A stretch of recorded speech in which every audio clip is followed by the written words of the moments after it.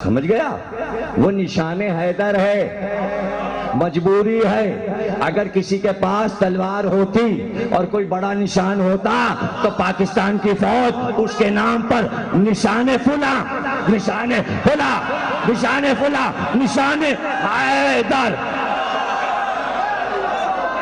آثار۔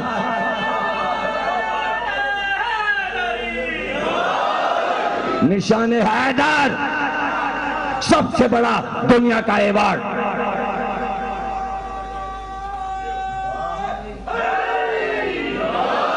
کس کو ملتا ہے؟ کرار کو۔ کسے ملتا ہے؟ غیر فرار کو۔ اگر کوئی فوجی بھاگا ہے تو اس کو نہیں ملے گا نشان حیدر۔ تو نشان کیا ہے؟ نام آپ نے رکھ لیا نا اس کا، کچھ بھی بنا لیجئے، علی سے منسوب ہو گیا۔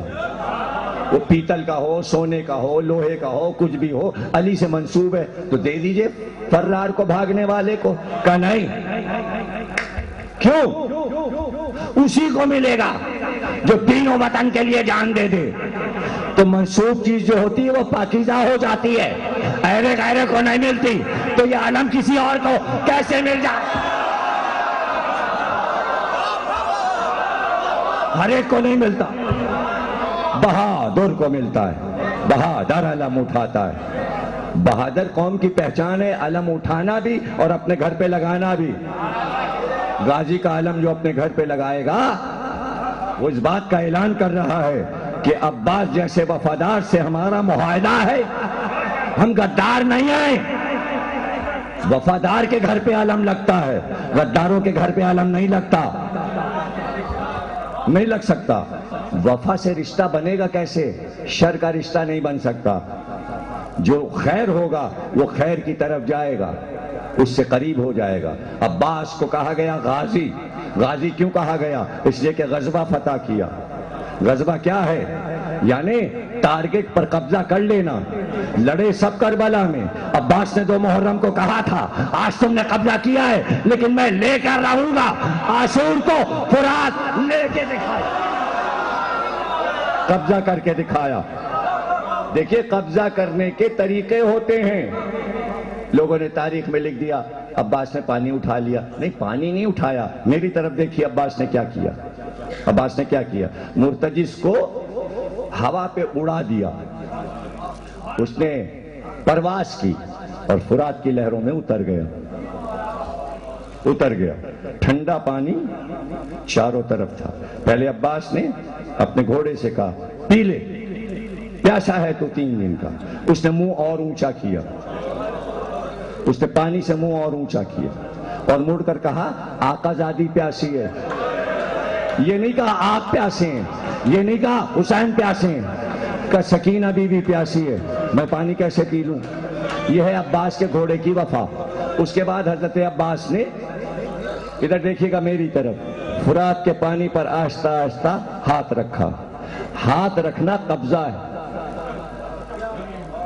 جب آپ علم اٹھائیں گے تو یہ آپ کے قبضے میں، مٹھی میں علم آ گیا۔ اب آپ کا ہے علم، آپ لے کے جلوس میں چلے تو یہ ہاتھ کسی چیز پہ آ جائے، قبضے کا سمبل ہے۔ عباس نے فرات لے کے لشکر کو دکھایا کہ دیکھو قبضہ ہمارا۔ دیکھ رہے ہیں نا آپ میری طرف؟ اور یہ دیکھو پانی اس وقت میرے چلو میں ہے، دیکھا تم نے؟ ارے یہ پانی کیا ہے؟ میرا باپ ساقی کوثر ہے۔ یہ ہے پورے عباس کے عمل میں کہانی۔ پہلے قبضہ کیا، قبضے کی چیز کو اٹھایا، چلو میں لے کے دکھایا۔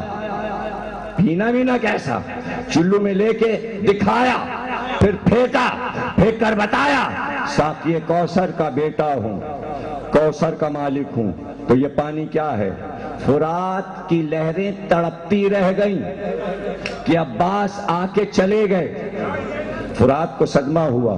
کہتے یہ ہیں کہ جب مشک کا دہانہ کھلا تو ہر لہر یہ چاہتی تھی میں اس میں سما جاؤں۔ فرات کا بس نہیں تھا، کہ پوری فرات مشق سکینہ میں سما جائے، لہریں تڑپ رہی تھیں مشق میں جانے کے لیے۔ اللہ سب کو زیارت کرائے۔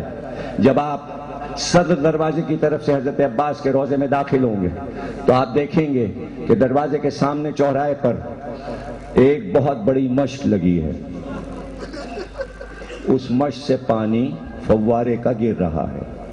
بس اس کو آپ نے دیکھا، آپ سمجھ گئے روضہ عباس آ گیا، اب یہ صدر دروازہ ہے، اندر داخل ہو جائیے۔ پیچھے کا دروازہ جو ہے وہ فرات کی طرف جاتا ہے۔ اس دروازے کا نام ہے، اس دروازے پہ لکھا ہے باب سقائے سکینہ۔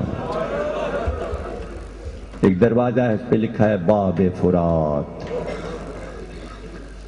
عباس کے روضے کے پیچھے جائیں اور چلتے جائیں تو آپ فرات، وہ فرات جو اب بہ رہی ہے، یہ وہ فرات نہیں ہے جو کربلا کی فرات تھی، یہ نئی بنائی گئی۔ اسے آصف الدولہ بادشاہ، لکھنؤ کے بادشاہ نے جا کر بنوایا تھا اپنی ماں کی فرمائش پر۔ ماں نے کہا تھا کہ کربلا فرات کے بغیر اچھی نہیں لگتی، اس لیے مزدور بلا کر فرات بناؤ اور پانی لاؤ بڑے دریا سے۔ تو لایا گیا وہ پانی، وہ اصل فرات جو امام حسین کے دور میں تھی، جسے نہر القمہ کہتے ہیں، وہ کہاں گئی؟ وہ کہاں گئی؟ بعد کربلا ایک دن آپ کے چھٹے امام جعفر صادق صلوات اللہ علیہ، آپ جب آتے تھے تو حور کے روضے کے قریب ایک باغ ہے جسے امام صادق کا باغ کہتے ہیں، وہاں مکان ہے جس میں آپ ٹھہرتے تھے۔ اس کی بھی زیارت میں نے کی اور لوگوں نے بھی کی ہوگی، وہاں کی کھجوریں بھی لوگوں نے کھائی ہیں جہاں امام صحن میں بیٹھتے تھے۔ اس طرف ٹھہرا کرتے تھے اور وہاں سے آتے تھے۔ کسی نے پوچھا کہ آپ یہاں کیوں ٹھہرتے ہیں؟ کہ میں اس لیے ٹھہرتا ہوں کہ اس طرف سے حسین دوسری محرم کو کربلا میں داخل ہوئے تھے، یہ میرے جد کے آنے کا راستہ ہے، اس لیے میں اسی طرف سے کربلا میں داخل ہوتا ہوں۔ زیارت کرنے کے بعد جب آپ روزے سے نکلے تو اصحاب نے کہا مولا یہ ہے فرات، فرات کو نہیں دیکھیں گے؟ تو آپ نے فرات کی طرف نظر کی اور کہا حسین کے بچے پیاسے مر گئے اور تو اب تک بہے جا رہا ہے۔ بھئی یہ کہہ کے امام چلے گئے۔ کہتے ہیں اس کے بعد امام کے ارشاد کے بعد صدمے سے فرات دریا غائب ہو گیا۔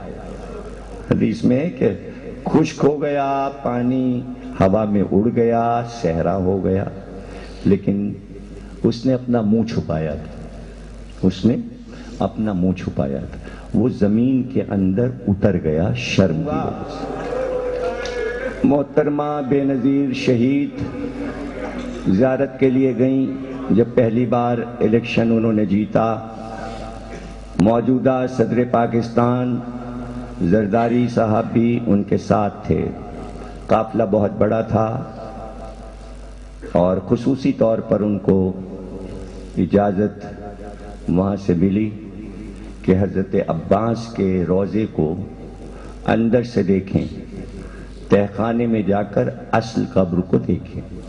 اس کا ویڈیو بنا، جگہ جگہ اس کا ویڈیو عام ہوا، اب بھی بازار میں بکتا ہے، ٹیلی ویژن پر بھی دکھایا جا چکا ہے محرم میں۔ اب اس ویڈیو کو آپ دیکھیں تو میری بات آپ کے سمجھ میں آئے گی کہ جب بے نظیر زینے اتر کر پہنچی تو آخر کے زینے سب پانی میں ڈوبے ہوئے تھے، تو ویڈیو میں یہ آواز آتی ہے کہ زرداری تم جاؤ، یہ کہہ کر بے نظیر وہاں سے واپس ہو گئیں۔ جانے انہیں کیا نظر آیا، شہادت انہیں ایسی ہی نہیں ملی، حضرت عباس کی قبر کے قریب جا کر وہ واپس ہوئیں، اور کیا انہوں نے دیکھا؟ مجھے حیرت سے نہ دیکھیے، ویڈیو دیکھیے گا، میں تو تفصیل بتا رہا ہوں۔ زرداری گئے اور وہ آخر تک گئے، جس وقت زرداری صاحب اندر گئے تب اندر کا منظر دکھائی دیتا ہے، اب منظر میں آپ کو سنا رہا ہوں، اور اس منظر کو آپ ویڈیو میں تو دیکھ سکتے ہیں، لیکن اگر روضہ عباس پہ جائیں تو میں آپ کو طریقہ بتاتا ہوں کہ اس منظر کو آپ محسوس کر سکتے ہیں. سب کو تو اندر جانے کی اجازت نہیں، تہ خانہ بہت گہرا ہے، اصل قبر نیچے ہے، اوپر حضرت عباس کی زری لگی ہے جسے ہم چومتے ہیں، اوپر صرف تابوت رکھا ہے، قبر نیچے. حضرت عباس کے روضے میں پورے فرش پر آپ دیکھیں گے کہ جگہ جگہ سجدے کے برابر سوراخ بنے ہوئے. یہ سوراخ نیچے سے ہوا کے لیے ہیں. آپ اس میں کان لگا کے سنیں گے تو ایک شور کی آواز آئے گی. وہ شور میں آپ کو بتاتا ہوں کہ وہ شور کیسا ہے، وہ ویڈیو میں بھی ہے. اور اکثر ایسا ہوتا ہے کہ چھت بہت اونچی ہے نیچے تہ خانے کی، لیکن پانی اتنا اونچا اچھلتا ہے کہ اس سوراخ سے عباس کے روضے کے فرش پہ پانی آ جاتا ہے. تو جو لوگ نماز پڑھ رہے ہوتے ہیں ان کے پیشانی سے آ کے اکثر پانی فرات کا ٹکراتا ہے. لوگ اپنا رومال، اپنا دامن، اپنا کفن اس پانی سے تر کرتے ہیں. یہ تو میں اوپر کی بات میں نے بتا دی. اب نیچے کی جب زرداری صاحب گئے تو جو شور تھا، یا آپ اس سوراخ سے جو کہ روضے میں بنے ہوئے کان لگا کے سنیں گے تو ایک شور ہے. وہ شور یہ ہے کہ فرات جب اندر پہنچ گیا اور حضرت عباس کی قبر اس نے ڈھونڈ لی اور اس کو مل گئی قبر فرات دریا کو، تو اس نے چاروں طرف چکر لگانا شروع کیا. اب یہ میں آپ کو حدیث اور تاریخ سنا رہا ہوں. اس نے تیزی کے ساتھ عباس کا طواف شروع کیا اور اس کے بعد وہ چھت تک پانی ابل کے کہتا ہے عباس عباس.